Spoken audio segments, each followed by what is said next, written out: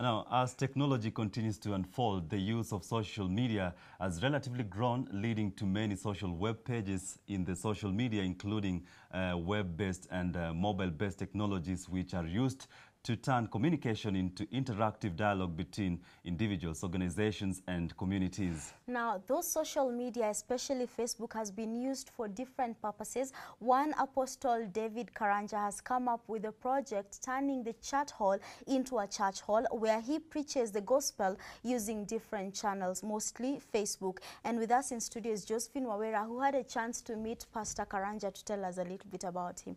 Welcome. Happy Mother's Day. Whom did you celebrate today? My mother, of course. Okay. Like, how is social network, or rather media, affecting the church? Well, social media is affecting the church both positively and negatively. Like, they're going hand in hand, although it turns out that recently the positive side is trying maybe to beat the negative side. What I mean is, you know, especially the youths, we like using the social media, Facebook, Twitter, the Yahoo, the Google, everything. But I will base on the youth mostly because maybe like I say according to Pastor Karanja, that should be the target of the gospel, you know. And as, for example, if I'm with my peer youths, my other youths, and I say I'm born again, it feels like I'm misplaced, you know, with everything, the trends and such. So even especially when it comes to carrying the Bible, it feels like I'm not among the others, I'm losing my way. So, but the social media has come up with ways that maybe I can access the Bible through my phone, through my iPhone and iPad and everything. So I don't have to carry the Bible to church, I can just carry my phone. And that is affecting the church positively because now more youths or more people are going to church. Why? Because there's no that stigmatization anymore. No one will know whether you say it or not. And many people are accepting the fact that you have to incorporate the modern, the church and the modern technology. Negatively, still, you know, mostly in most cases, social media has been used for different purposes. Sometimes you log in maybe to Facebook and you find the kind of comments that are there, they're not just so pleasing, you know. You can't say anything on Facebook. But this, for example, let me ask you, can you invite your pastor in Facebook? Have you? Nancy, Why not? Why not? Have you? Yeah, Nancy is a good girl. How about your cat? Yeah, of course, of course. Oh, are you sure? I doubt that. Yeah, I can. I've already invited them.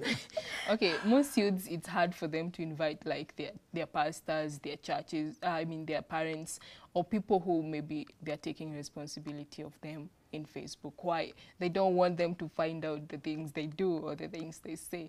So it's creating a gap between the church and the youths, of which I believe right now it's being beaten because most people are appreciating social media. Pastor Karanja has turned the chat hall into a church hall. Tell us a little bit about this. Well, let me say, for example, when personally I'm chatting in Facebook, it's all about what I do every day or what my friend will do with my friends. So I will explain what I did today, what I ate, how, my feelings, you know. So it can sometimes gets boring because it's all about the same thing. We are repeating the same things today and tomorrow. But Pastor Karanja has come up with a project whereby he's using the social media, especially Facebook, to preach the gospel. He has like invited all his Facebooks. He has more than 2,000 friends in Facebook, and he uses that channel because he believes it's if Facebook was a continent or a world, for him it could be the largest continent whereby many people has been brought together. So he believes like for him to gather maybe a crusade in one day and get more than 500 people is very hard. But in Facebook he can actually fellowship with so many people, thousands of people at the same time. So he uses that channel to chat, not to tell about maybe everything, but to encourage people. They fellowship. The way you can fellowship one-on-one, he fellowships with people and his church members through fellowship. He has gathered people from all over the world, in other countries. Some have received salvation through him on Facebook. They have never even met, but they have accepted Jesus Christ in their lives through such chats. Now, I'd be interested to know, before we go to the story, he uses chat.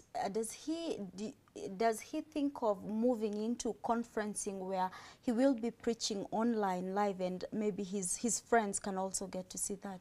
Well, he's already doing that. It's only that Facebook is the main channel that he's using. He has a web page. He also uses like Skype. Maybe if someone in Facebook they have, and he feels that there's need to have like one-on-one, they can use Skype. He posts maybe sermons or some testimonies on their webpage, and thousands of people are able to access those. So it's not only Facebook, he's using more than one channel. It's just that Facebook is the largest and is the mostly commonly used. Okay. Thank you very much. It is called utilizing technology for the best use. And now let's have a look at this story.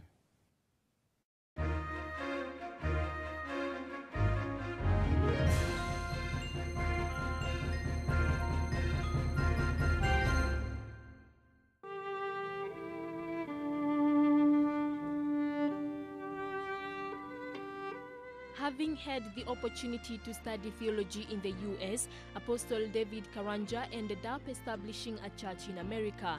It all started small, but as time went by, the church has grown internationally. I went to the US in 2001 to do my studies, and as I continued to do my undergraduate, God called me to start a church in the US in 2004. The ministry was started in my own house with 3 people, and it grew up to be one of the largest Kenyan churches in North America. And after the ministry grew, and God continued to impress on me to reach out on global mission. And right now I'm here in Kenya preaching the gospel with the banner of Africa Transformation Mission, which is a ministry still under Christ Harvesters. And every Sunday we meet at Panari Hotel. Our desire is just one, to be able to teach people the Word of God, to show them how they can use new technology to be able to access the tools they need to succeed in life.